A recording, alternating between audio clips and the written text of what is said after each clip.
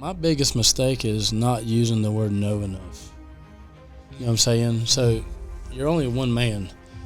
Sometimes you gotta say no, or I can't make it. You can't be at every place at the same time.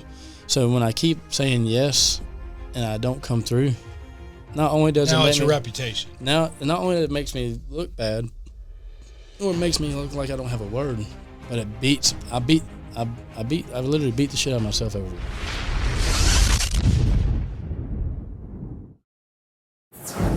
What is going on? My Facebook family, my YouTube family, we are doing the first episode of the Joe Allen Show. I've been wanting to do this for many, many years. If you've been following me, you know I've tried to do a podcast in the past, but we're doing it legit this time. And I have a very, very special guest.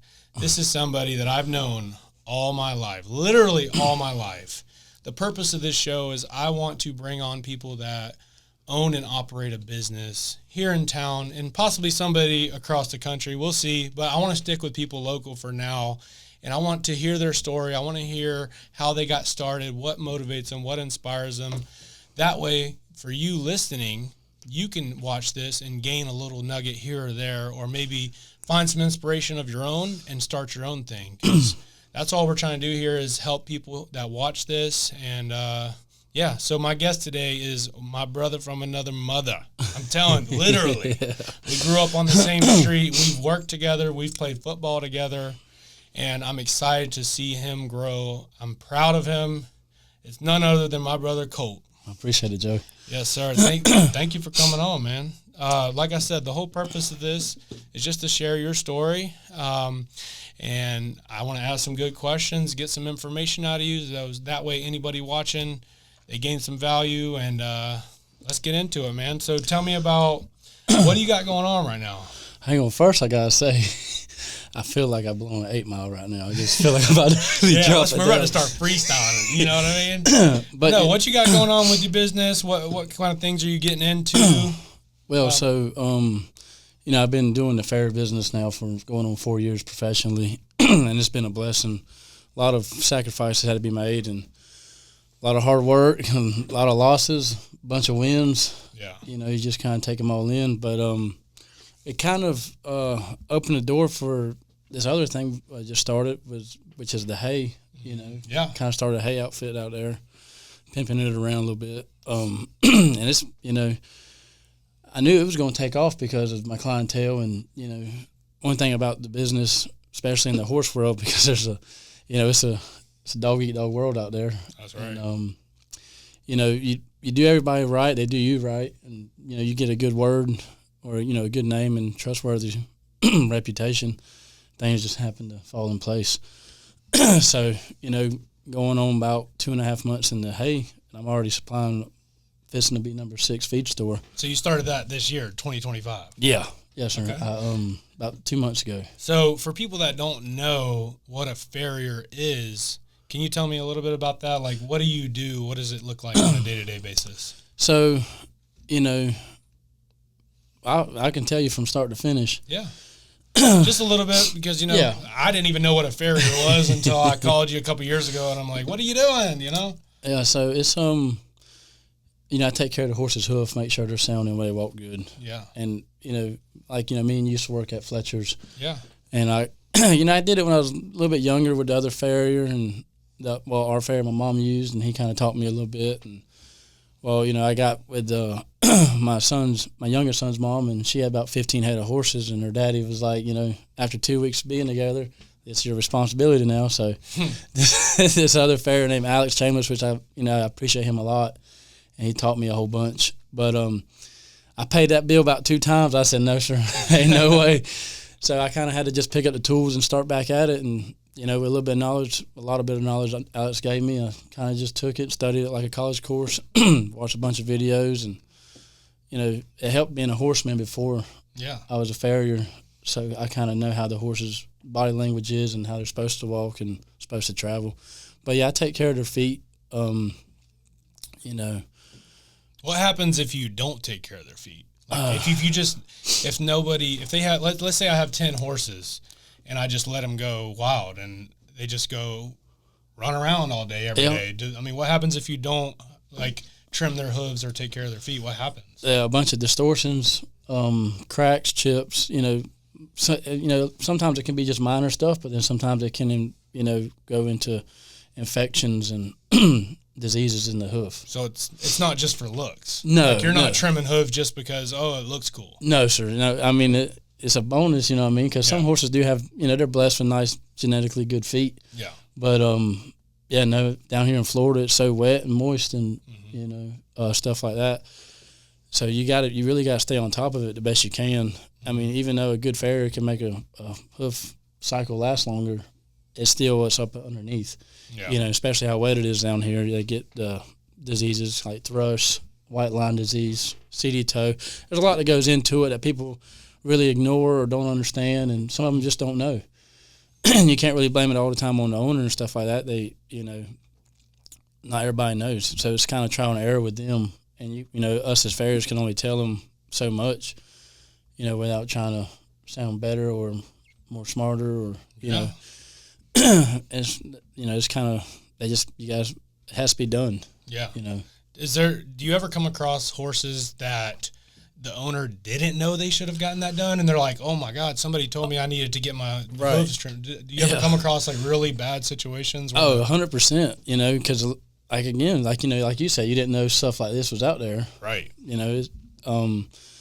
So they'll take their horse somewhere, and people shaming them, and it's not the owner's fault because they don't know. Which I do agree. You should probably do a little bit of research before you take responsibility of an animal. Look at the do's and don'ts and the needs. It's like buying a car and never changing the oil and saying, "Oh, I didn't know you." Right. So and them end up being big projects we got to handle because all the neglect. And like I said, sometimes it's not purposely neglect. It's just didn't know. Yeah. Okay. So you talked a little bit about what you're doing right now. So we're going to get into a little bit of your backstory, but just to go a little bit further on the farrier business. So do you work alone right now, or do you have employees? I know, I just want... Right, yeah. So I've took on a couple of apprentices and stuff like that, but honestly, it's kind of like if you want something done right, you got to do it yourself. Yeah. Because ain't nobody going to take pride in something like you do. Yeah. So, and, I've had I had a couple of guys work, with me. I don't like to say for me because I don't want to put me over anybody else. That's good. And but my favorite one his name was Preston, and he just had some life come up and had to go make some decisions. Yeah. Some adult decisions, and he's always welcome back because he actually took pride. Yeah. He respected. It's hard to find good people. Yeah, for sure. But then you get some guys out there that's just trying to collect checks and they don't really care about the nature of the beast. And you got to care about what you're doing. Right. Especially, I would feel like in that business in particular. Yeah, you ain't painting a fence. You're making sure something walks right. Yeah. The owners are concerned about their horse. They want to maintain the horse. The horse, obviously, you can injure it, right? If you don't do it correct and you're not paying attention, you could cause some. Oh yeah. And if they already have an issue, if you don't know what you're doing, you can make that issue to a bigger issue. Yeah. Because there's bones all in, all the way down to the toe, just about. So all through the hoof. So it's like their fingernails, right? Like kind of, sort of. Yeah. Is it sort of like so, that? I mean, the bones in the we got the same bones. Like you're trimming like the hooves. It's sort of like you're giving like a pedicure. It is. It is. Yeah. And the way I like to do it, I like to shine them up on every hoof I can. Yeah. Put some polish on them. Yeah. So I like to treat $100,000 barrel horse just like I do your old horse that's been around just sitting in the pasture. I treat them all the same. Wow. I don't show one more love than the other. Okay. You know what I'm saying? So did you train yourself? You said you watched a bunch of videos, you read up on it. Were you an apprentice at one time? So Alex, go more into that. I want to know specifically how did you learn all the stuff that you're already talking about? So basic trimming, I kind of already learned from a farrier named Jim Bagonis. He was around forever, and he still is. And I still go over there and talk to him because you got to keep your legends around. And so he taught me a lot when I was younger, and I did a while, here and there. Nothing for business, just to do it. And but Alex, I talked to him about it, and he was, that's a good man. He thinks everybody needs to learn how to do it. You know what I'm saying? And he was pretty stoked about it. And he definitely helped me out a lot, kind of give me the basics, you know what I mean? And right. it's just. But at some point, you have to take that leap of faith yourself. Right. So I wasn't able to ride with him as much as I wanted to because I just quit Yeah. my other career in the pediatrics. Right. So I was having to do, you know, we were having to break a lot of horses. We're having to transport a lot of horses. What do you mean by breaking horses? So, you know, taking a horse that don't know how to ride and getting it comfortable and So sound. it doesn't buck you off? Yeah, or, yeah. Or Which hurt you or yeah, so freak out? we're having to do a lot of training from ground up, a lot of tuning up, fixing horses that may have a little issue. We get them in and try to fix the issue the best we can, and a lot of transportation, a lot of picking up, dropping off, just to make ends meet. Because we had, I got Clayton at the time, and we had our bills and horses to feed. So yeah, it was. I couldn't ride with him as much as I wanted to. Right. So, but you learned enough. Yeah, you know how it is. If you want it, you're gonna get it. Yeah. You know what I mean? I think what's important. What you said is you were on your own, watching videos, studying. Oh, yeah. You weren't just like, oh, I'm only gonna learn when I'm working with him. No, yeah. I'm gonna take that time, my free time, and I'm gonna go investigate on my own because I want to do this right. I want to be a real pro. Right. Yeah. That's the difference, Well, it's well, whatever you do in life, like I said, like my papa told me, he said, if you ain't gonna do it, someone else will. So, and he said, and if you want to keep doing it, you gotta make sure you're good at it. That's right. He said it don't matter if you're cutting down, a limb on a tree. Yeah. He said you can make sure it looks good. That's right. To whatever you do. So, and not only that, I got youngins. I ain't gonna have them growing up thinking their daddy was a joke. Right. You know what I'm saying? Or yeah, just doing it for money or Yeah. just doing enough to get by, not going the extra mile to do it the right way. Right. Yeah. And just like when I take Clayton with me, I can't wait to take Stetson when he gets older. Yeah. That's my two amigos right there.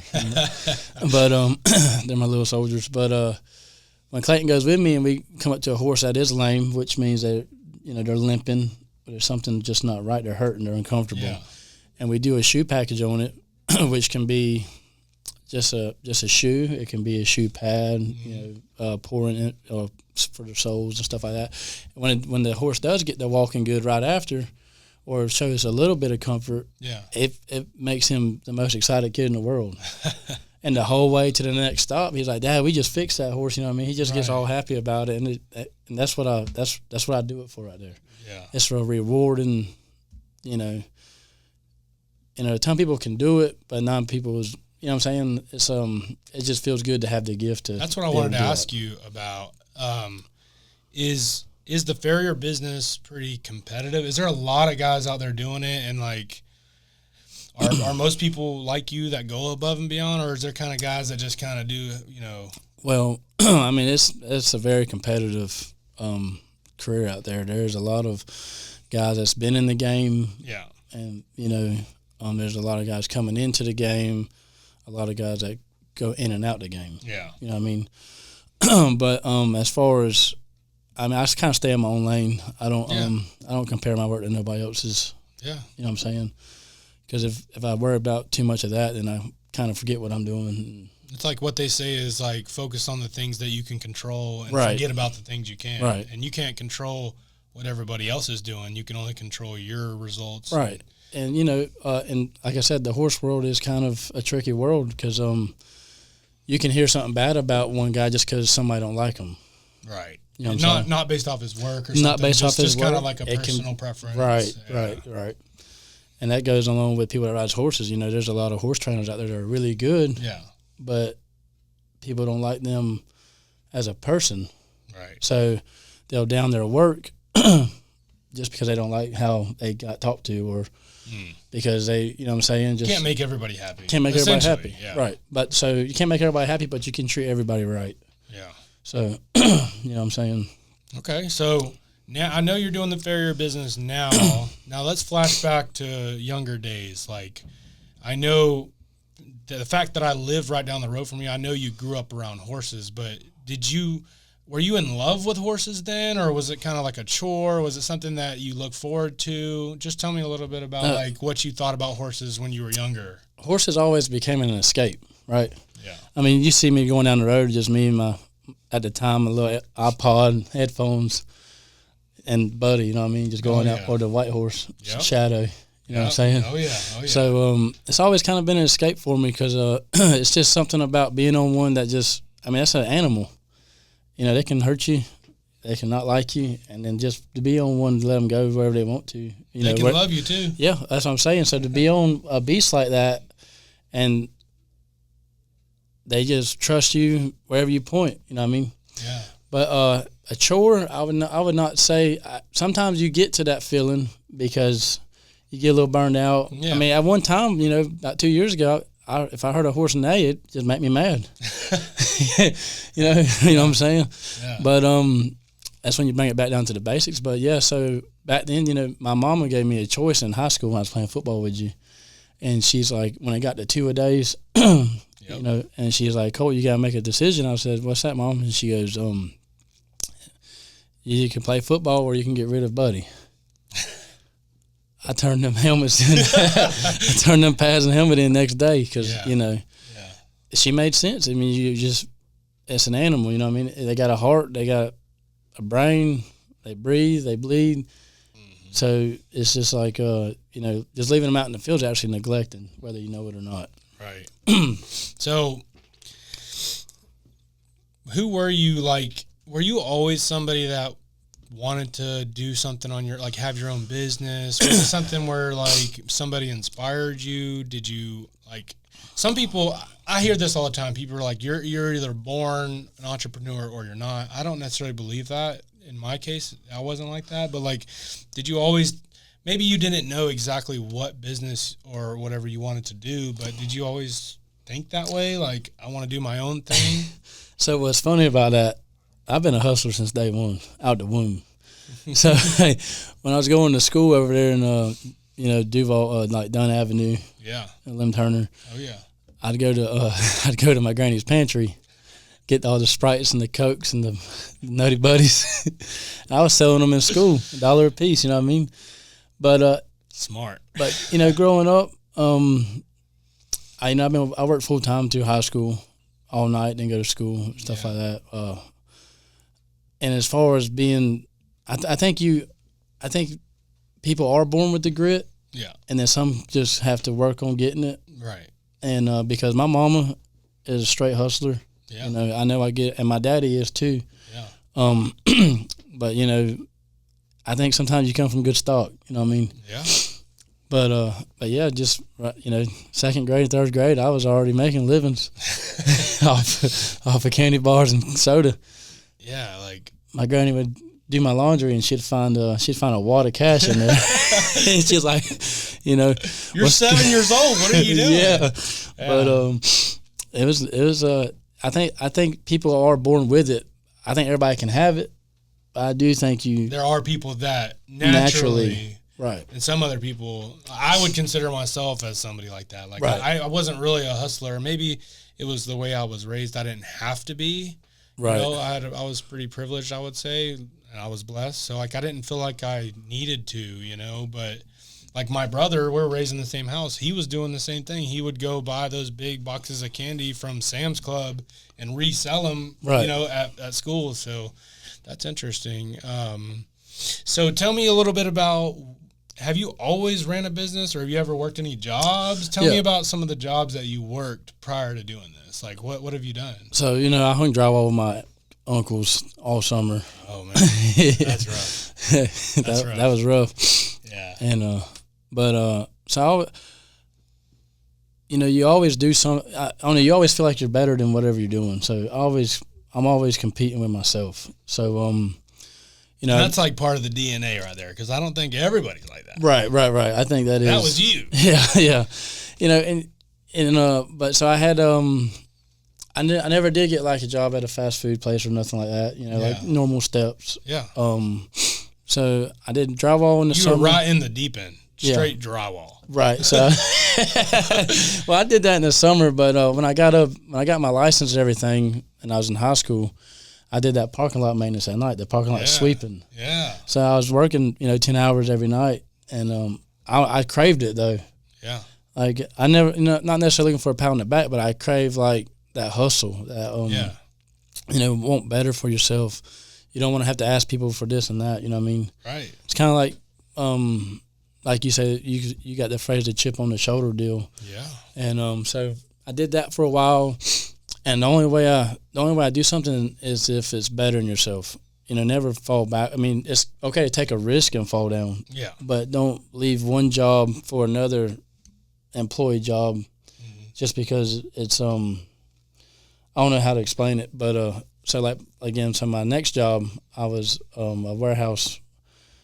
I was basically a warehouse manager, but they just called it a warehouse guy. But, of course. Yeah, you know what I'm saying? Yeah. We want you to do everything that a manager does, but we don't want to pay you. Yeah, so I was for a ship, it's called a risk ship supply, and, which I'm blessed for every step I took because it made me who I am today. Right. So even putting all that pressure on me, it was a pride thing, I wanted to be like, oh, Colt can handle it. Yeah. Which is a blessing and a curse. Mm-hmm. Because when you can do something by yourself, they're expected every time to do it by yourself. Which is good, though. I mean, it's good to have that kind of mentality. Like, it's a make it happen kind of brain, you know what I mean? Yeah. No excuses. Right. I had that job, and, I wanted to better myself there, so I ended up getting a twig because we're delivering to the ports. Yeah. The ships in the ports. Yeah. And I got my TWIC badge, my JAXPort badge, and not only was I doing stuff in the warehouse, making sure everything's ready to go, I was also making deliveries to the ports. And, we worked up a deal where I made a certain amount for delivery. I came up with ways that I could make more money, and they agreed to them, you know what I'm saying? And the only way up from there was getting my CDLs and stuff like that. But then I found this opportunity doing construction, for Superior, a pile driver. And same thing, like anywhere else, you're going to get paid crap until you show your worth. You know what I mean? Well, and it's based on your skill level and experience. Right. A lot of times. You can't just jump straight into a new industry and they're like, oh, here's $1 million. Yeah, exactly. So, and I did that for a little while. I think I lasted 2 months, and me and the foreman just didn't gel. You know what I'm saying? Yeah. And so the shipping place kept calling me back. Yeah. So, but that was a risk. That's what I'm saying. I took a risk to go better myself. Yeah. It didn't work out necessarily. Right. And that I left on good terms over here and left a good name for myself. So I was able to come right back. So then I left, I stayed there for about another year, and then Fletcher's, it's a medical company. Yeah. And we worked together. Yeah. So, and I didn't know nothing, no equipment, no nothing that, as far as the medical equipment on the DME side. Brand new game. That's all brand new. You're working with live people, you know what I mean? Yeah. You're stuck in a warehouse at four walls. And when I was working at the shipping company, the Risk Ship Supply, every break I had, I was watching each equipment that Fletcher's carried on my phone. So I studied it like a college course. I'd go home, I'd study it more. I just kept. So when I came to Fletcher's, first day starting out, I was in my own company vehicle in 4 days. Wow. Yeah. And that usually, took weeks? Yeah, it usually takes about anywhere 3 weeks to a month. Wow.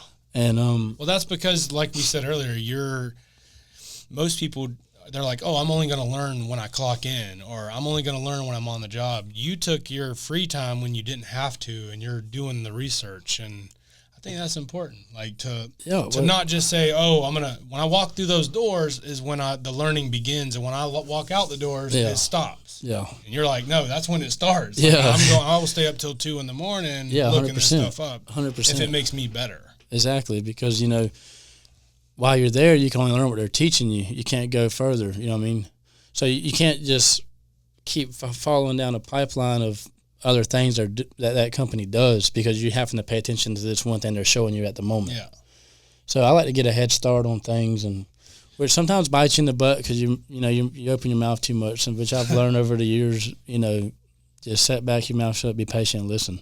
Yeah. Before I get too excited and I start, just saying things ahead of myself, and absolutely makes you look a little retarded sometimes.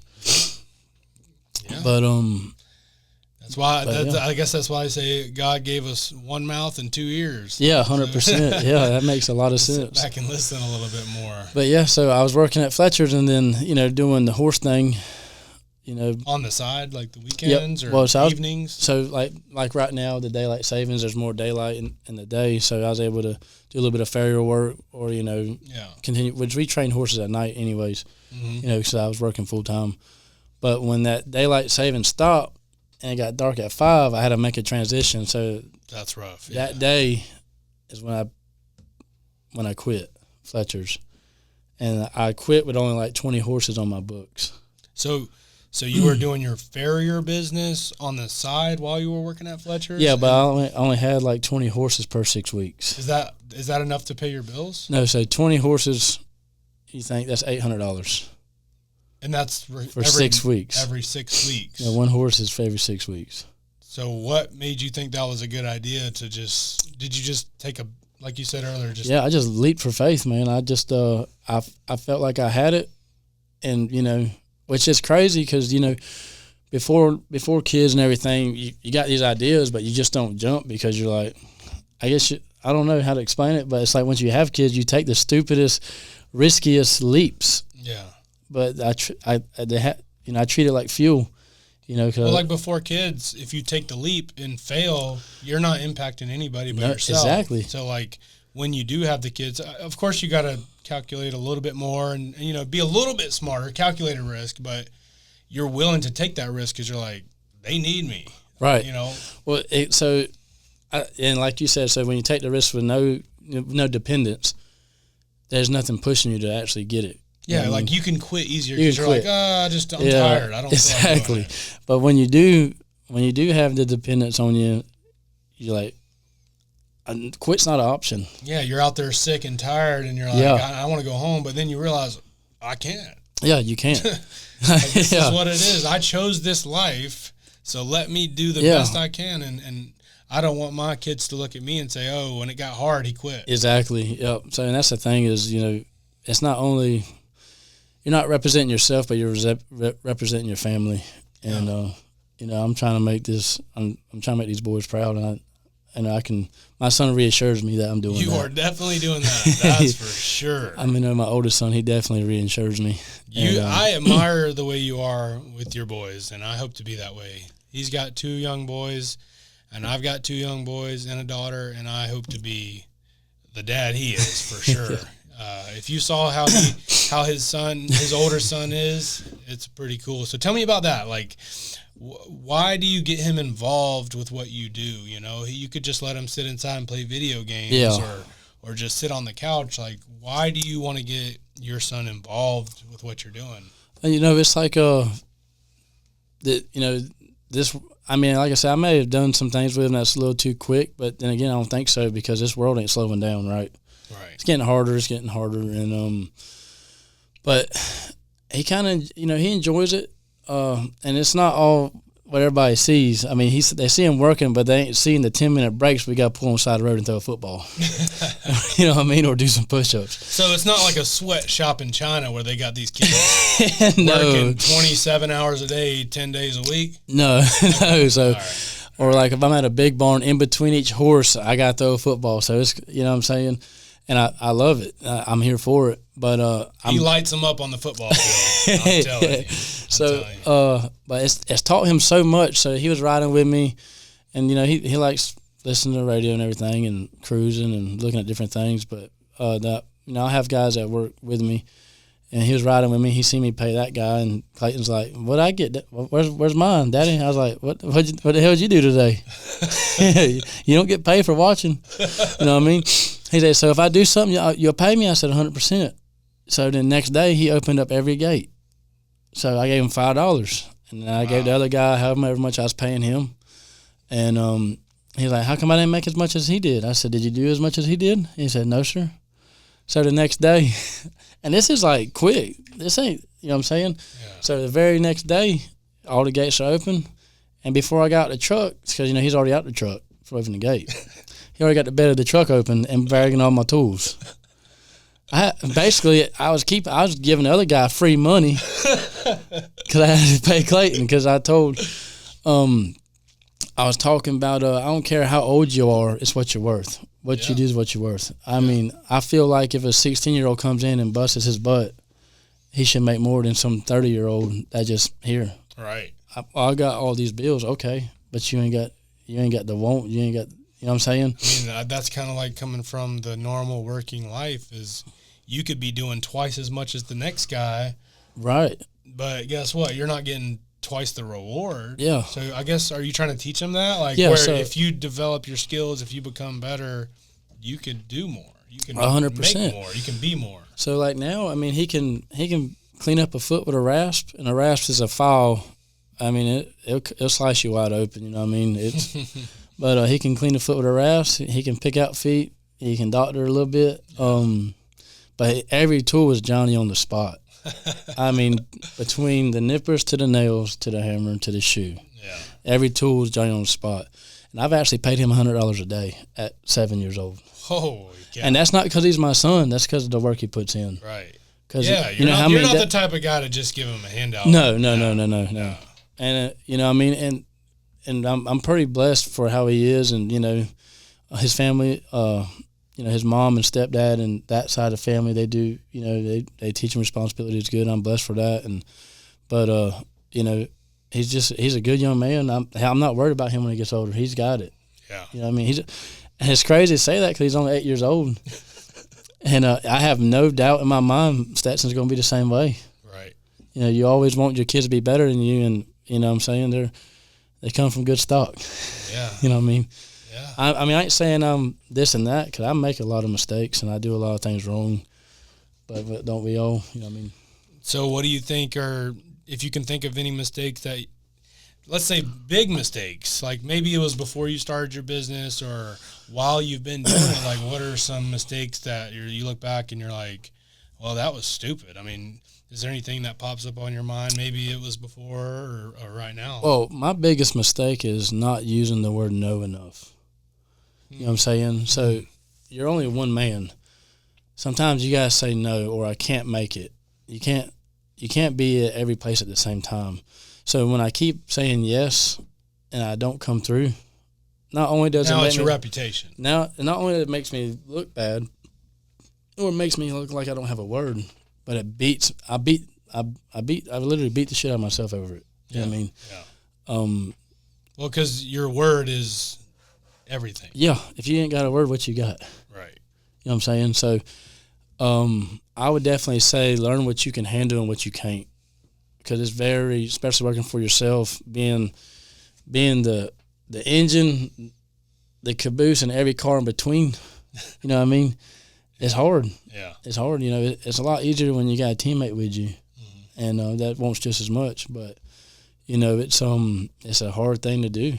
It's it's very overwhelming, especially with non-related business stuff going on in your life, personal stuff, financial. Yeah. You know, so it's hard to find a balance, and ends up depression kicks in. Yeah. You know, stuff like that, and then now you're not replying to people, and that's my biggest problem is my communication, which I've been getting better, just like my words. My words are getting better every day too. Yeah. I had to read my dictionary a little bit last night to learn something in case you asked me something crazy. How about the medullum oblongata? That's awesome. Yeah, so it's been practicing my word. Hey, you gotta do what you gotta do, brother. So well, that says that Galifianakis laugh. Between two ferns. Yeah. That's awesome. So, that's awesome, man. So tell me again. Let's go back to that point where you're working at a job and you're like, I got to do this business. Like, I mean, who in their right mind, like, when you're only going to be getting $800 a month, and I don't know what your bills were, but I'm sure they weren't $800. Yeah, my truck payment by itself was $800, not at including the time? insurance. Yeah. So. Which I was late on that a lot, and sorry, Mama, I know I hit that credit a little bit because she co-signed with me, but you know, it's. I mean, do you think that's a DNA thing? Like you're born to just jump off and fly, or is it you were just desperate, or what was it like that triggered it? Like, was it because you hated your job? Was No. it because you just You just trusted yourself. I love working at Fletcher's. I love helping people. You know what I mean? Yeah. But I just knew there was something more. You know, because at the end of the day, like, yeah, I think I was a very highly recommended employee there at Fletcher's. Yeah, absolutely. I think I made a pretty good name for myself. Everybody there are great people, and but I wasn't building my name up. I was building their name up. Yeah. You know what I'm saying? So at the end of the day, they're not saying, yeah, Colt this. They're saying Fletcher's this. Right. So I knew I was meant for more. I mean, all through the years, I always had thoughts of doing my own thing. Like, I thought about pressure washing one time. Yeah. And, I thought about bounce house at one time, which my mom and aunt went through with that. I thought I bought rims for my truck. I was 18 years old, right? Yeah. I bought rims for my truck and off of Amazon. And I was like, if I buy a rim a week, because, I wasn't making big money back then, right? I was like, I can mark them up about $30 because they ain't got to wait for shipping. Oh, wow. And I never did, which I'm probably glad I didn't because I'd have a bunch of rims just hanging around. But, I always thought about just buying a bunch of rims and wholesaling them out, you know what I mean? Just because I was like, it's like putting on a pair of new shoes. You feel like a whole new person. So you get new wheels or tires on your truck. You just feel like nobody can tell you nothing, at least until the tires go bald, and then you kind of just don't want to go around nowhere because it's embarrassing. Yeah. So that's what I wanted to ask you that too, because you're a farrier, you do that, but like prior to that, when you're at the jobs, were you like writing down business ideas? Were you watching videos? What were you like? So, what were some businesses that you can maybe consider? Maybe you didn't try? Like, so the way I look at business, I mean, so this is where me and you are different. And so anytime you start a business, it's a nonstop hustle, right? Yeah. Nonstop. Well, the business path I like to go to is where it's a nonstop hustle, but once you get to a certain clientele, you ain't got to hustle no more.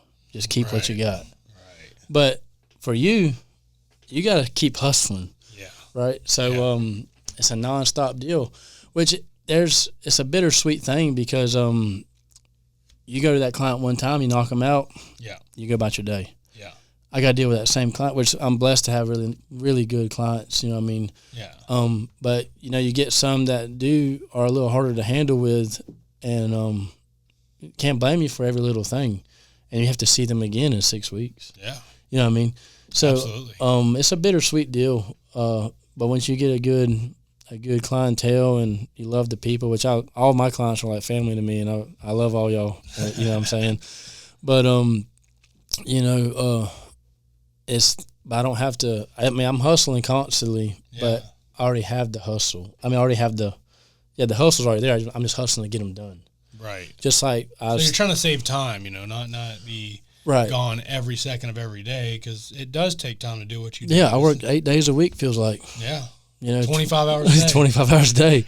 The hay business definitely took a toll on me. Let's talk about that. So you work these jobs, you've been raised around horses, you start your farrier business, it's been 4 years. Let's talk about what you've started in 2025, and you say how long? It's been a couple months, 2-3 months, right? So tell me exactly when you mention hay, you're talking about for horses, right? Horses, yeah. So tell me about what is it that you're doing? So, I bought this big truck for specifically this, and I give, you give credit where credit's due. My mama, I was falling in another little hole, this and that. Yeah. Motivation goes down here and there. My mama boosted me up and was like, you bought that truck, go make it happen. You know what I mean? Yeah. And so she definitely put the fire up under my butt and helped me out a whole bunch with that. But it's alfalfa, orchard, and O&A. And you kind of like, I call it exotic hay because it ain't like your regular coastal hay. So are you like, what are you doing? Are you like selling it, or yeah? So are you like, what's? Yeah. So I met this guy up in Tennessee, and the hay comes out of Montana. Yeah. And we meet halfway, and I buy it, and then I bring it down here and I sell it, and it's some of the best quality hay ever. And again, so this goes with the hustle part. So the initial hustle of the farrier business has helped me with the hay business because I already have the clientele, and I already have And it's literally related directly to what you do. Yes, and I got a good reputation as far as not crapping on anybody. Right. So, and also again, I have to see the same horses every 6 weeks, so I ain't gonna sell them nothing bad. You know what I'm saying? Yeah. Like, why would you just give them some bull crap and then you're gonna see them 6 weeks and say, "What was that?" Yeah, exactly. You know what I mean? Yeah. So, and that took off, and there's an older man that he definitely sees potential in it. So he helped me out a lot. He'd take bales of hay to feed stores and stuff like that, and all free. He just did it for me. You know what I mean? And which I try to return the favor by shoeing some of his horses for free. You know what I mean? Yeah. Which nothing's ever free, but I'm more than thankful for him to be doing that for me. Absolutely, yeah. I really love when people see the potential in somebody and what they can do. Right. Yeah, and I think that's what you see in your son, and you're seeing that in other people. And I know I've heard you talk about people that you've brought on to work with you, and you always see the potential in them, and they might not even see it in themselves. And I wanted to talk about that too. Is people watching this could be working a normal 9-to-5 job, right, and they have these thoughts. They're like, man, I want to start my own thing. I just don't know what to do. I don't know who to talk to. What would you tell somebody? Like, imagine you back in the day trying to figure out where do I want to go? I know I want my own thing. I know I want to try something. Like, how do you even do you look back in your life and see what you were good at, or how do you even find something to do? Like, so you're going to prosper at whatever you love, right? So you kind of that's a tough question because it's going to be trial and error. You're not just going to start one business, which I got kind of lucky. Yeah, I kind of started one business that I happen to love, and it's definitely been a success. I wouldn't call it luck at all. Yeah, like they say, you can't call it luck if it keeps on happening, right? I'm telling you. So so I think it depends on what you love and how much you respect yourself and believe in yourself. Do you think you could have succeeded? And I know you're probably not succeeding in the level you want to yet, but you're definitely on your way, and I would say you're doing amazing. And especially if you compare yourself to earlier parts of your life, you'd be like, wow, I can't believe I'm doing this. Yeah, I've never thought I'd be where I'm at right now by taking off in this particular aspect. Right. Because you can only go so big because you're only one. I mean, you can have an outfit where you got several other guys working under you, but, eventually they'll probably – because they're not going to do exactly what you would do, right? Right. So they can either hurt you. I mean, they can help you, but they'll probably eventually leave you and then still have your clients. And I mean, if people want to go, they go. You know what I mean? You can't blame nobody for. I think this is a pretty common problem though with small businesses. Like even for myself, pressure washing is pretty basic. Like anybody can start a pressure washer and spray some water, but you could damage properties. Yeah. You can really mess things up, and it's they scary. don't care because it's not under them. Yeah, they're like, oh, Yeah. So I think where I'm at now, if I just sat down and breathe for a minute, check the 300 unread messages on my phone. Oh, my God. And just sat down and did my schedule, I think I'd be just fine. I think I would be living exactly how I want it to. Yeah. Mm-hmm. If you just got a little bit more organized, you'd be better at communicating. It would take a little bit of pressure off you think? Oh, 100%. I mean, and the income would be way better, too. Because, when you're not organized, you're backtracking. So the cost of fuel I'm spending is because – and that's all self-inflicted. Yeah. You know what I mean? So you're essentially running two businesses right now, right? Yes, sir. Yeah. And there's a third one that me and a guy named Bobby Lott started. Yeah. And, it's slowly taking off because, he was hurt. He's getting back into work. And then I'm running two businesses myself. That's a lot. So we're going to – we're slowly taking it easy. You just don't want to do a lot of things at once because then everything's going to fall. Right. Or at least you can probably do a few things, but you don't expect it. Because if you want anything to succeed, in my opinion, you kind of have to go all in on it. But it's kind of hard to go all in when you got other things. Yeah. That's the hard part. And which is why being a solo business owner, like self-employed technically, is the hard thing. And like flipping that switch to be like, all right, I'm going to hire, 4 or 5 people so I can do these other things. I mean, that's hard. Yeah, and then and at some point you're probably going to wonder, why am I doing this for? I'm just paying them. You know what I mean? You're not making no money. Yeah, you might even make more money because you can do more, but you have to pay out more. So like, I was actually making more by myself. Yeah, you will. But sometimes the peace of mind is worth more than the money in a sense. So, so a couple of these last trips getting hay, I stayed home so I can, family or catch up on my Ferrier work. Yeah, I didn't make much money off the hay, but people still got what they needed. Right.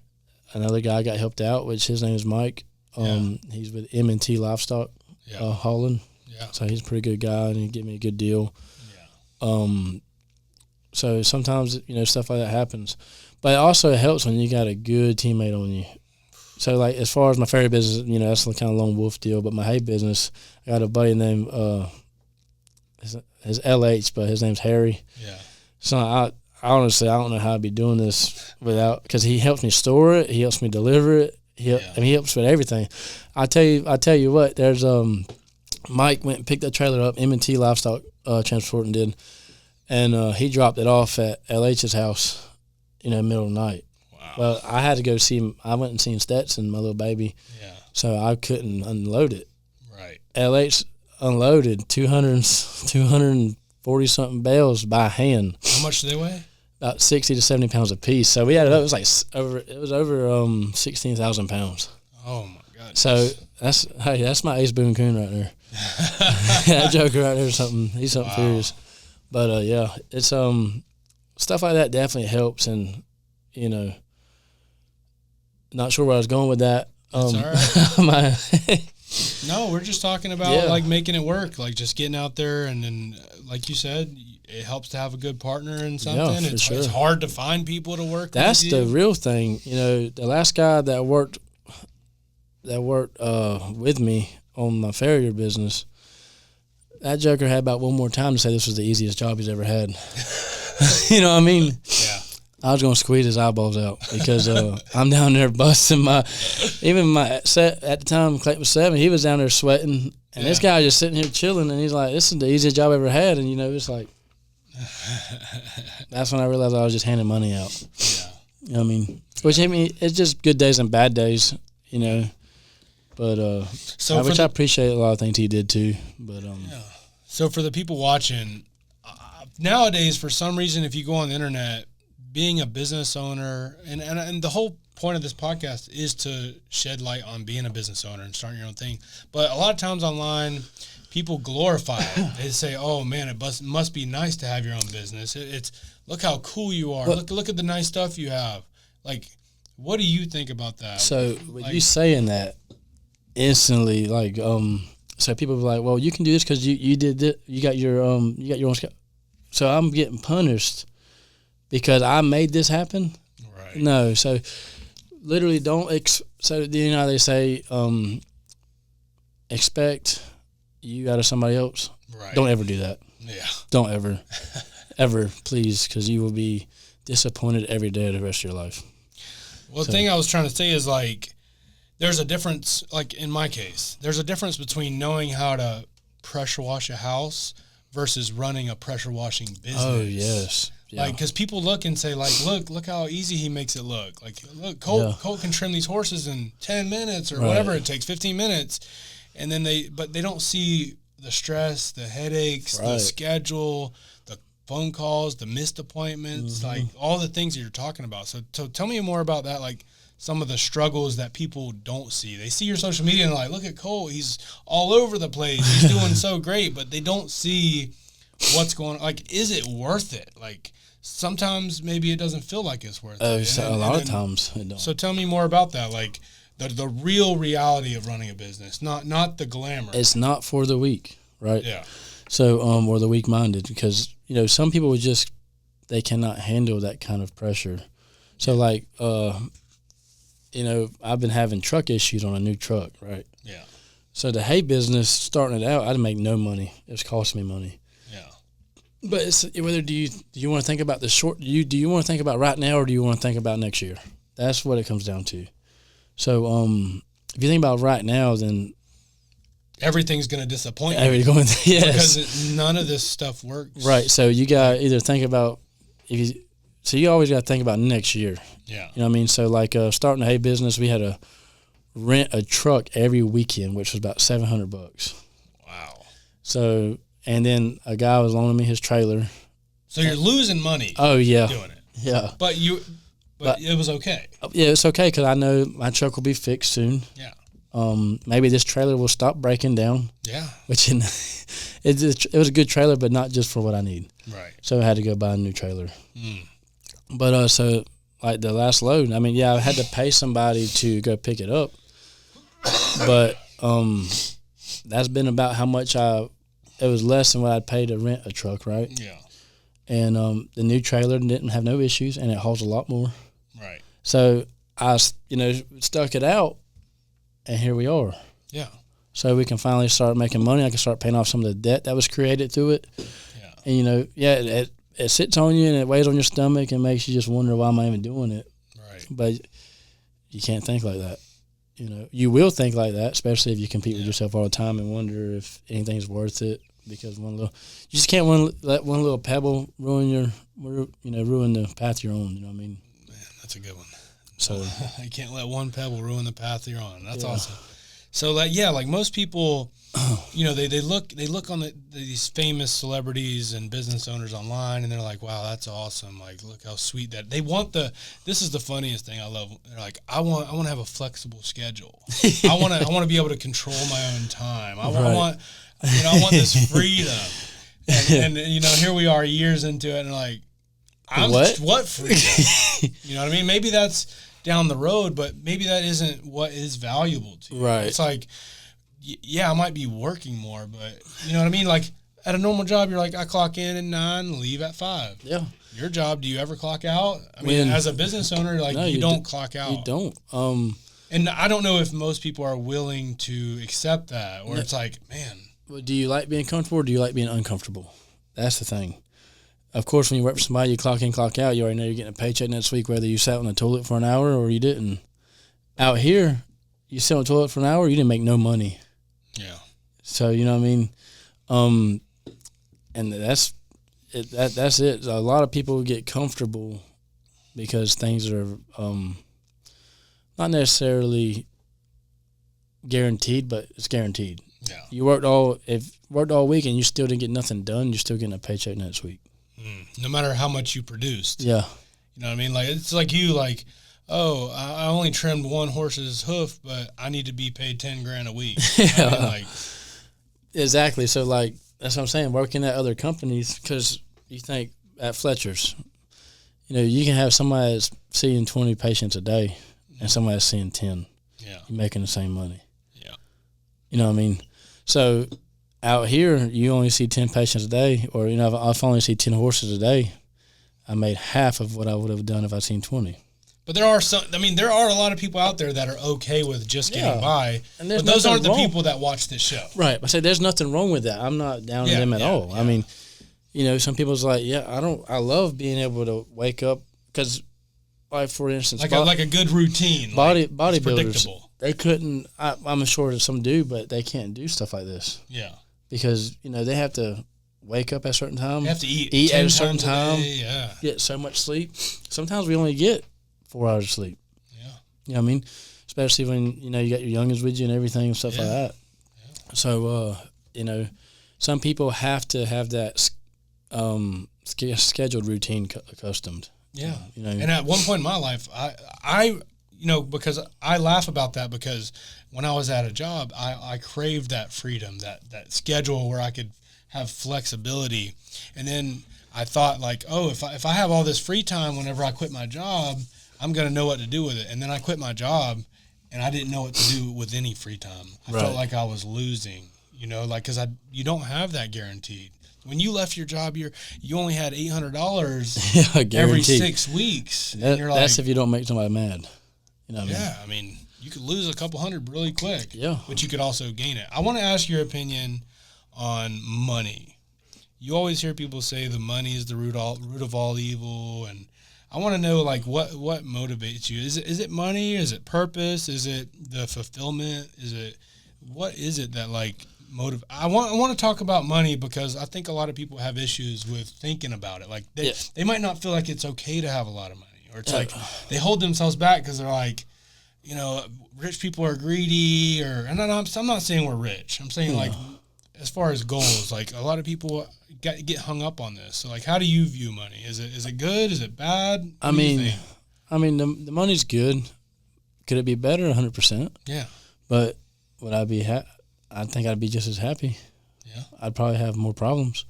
You know what I mean? More money, more problems? Yeah, I think that's the truest statement ever made. You know what I mean? Yeah. So what do you do it for then? If you more money, more problems, you don't want more problems, so why do you keep going? Like, what is it? I think it's love for the animal, but mostly reputation, because I'm trying to leave behind a legacy for my kids. I want them to grow up and be like, that was my daddy. You know what I mean? That's my biggest. That's what I do this for. I'm trying to build these platforms up that way they can just take them over. Yeah. And then run with it too.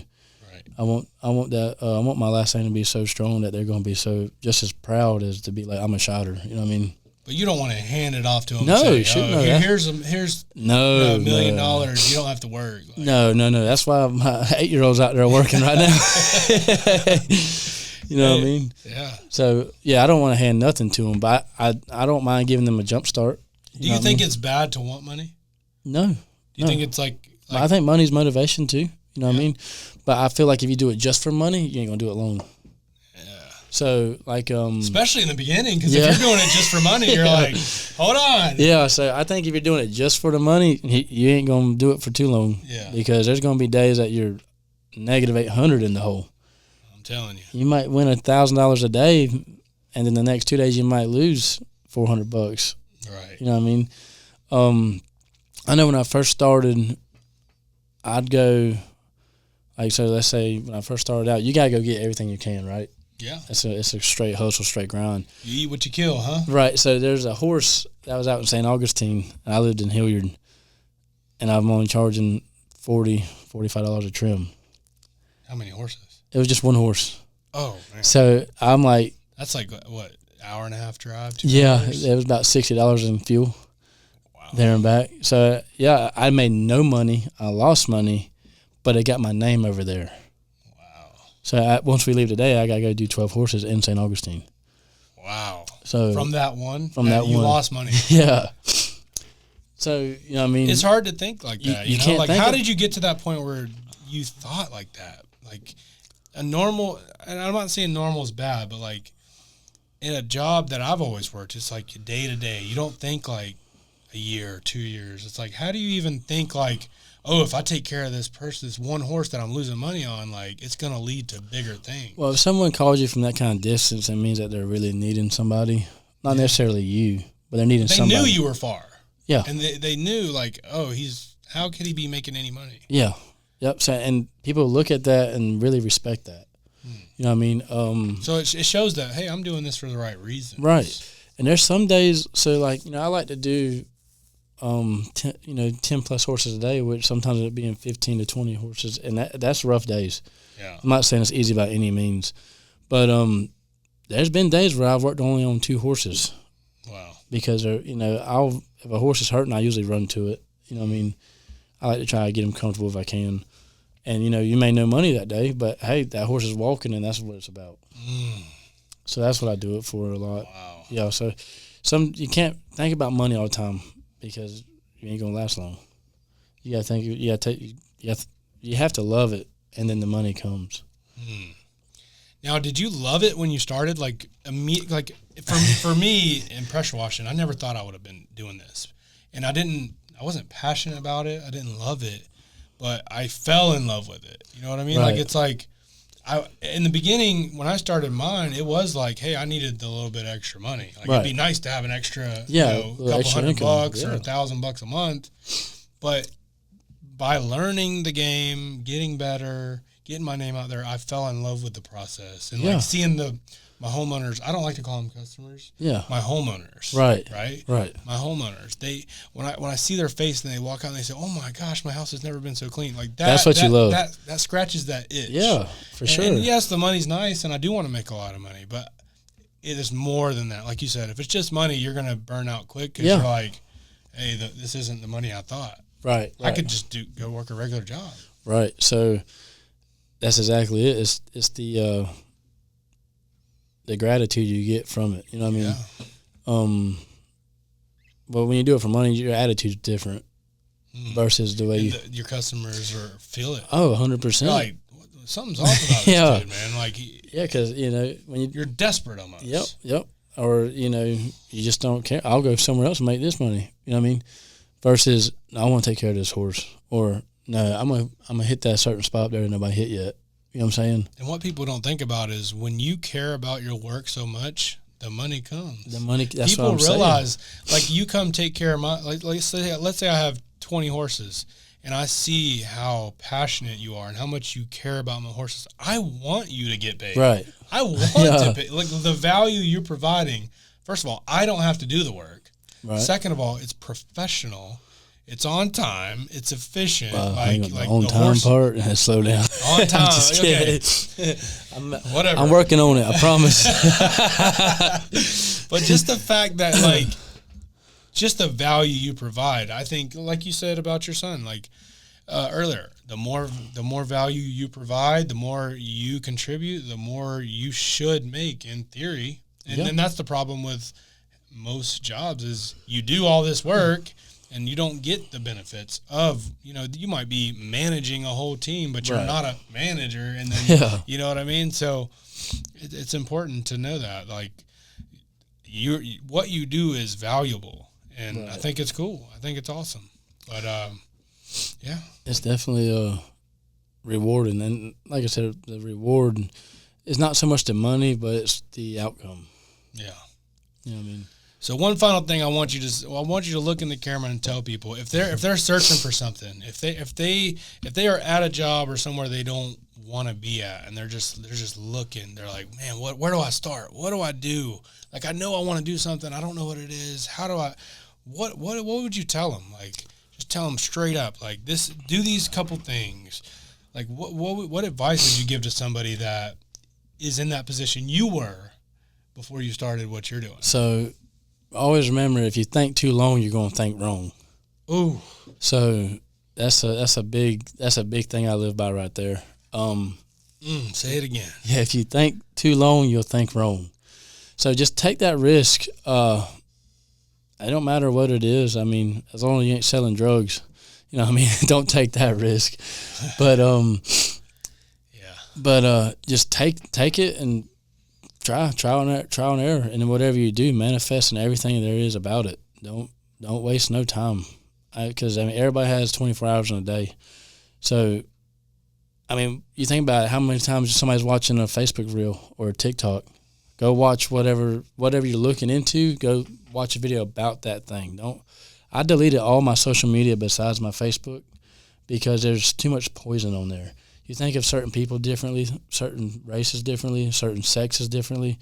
So you lose contact with your own job or whatever you want to learn because you're looking at all this other stuff, right? It's all a distraction. It's a distraction. Yep. So eliminate as much distractions as you can, and just literally eliminate that distraction, and then create, time for what you want to do, because and I don't know everything, and if I say I do, that means I stop paying attention.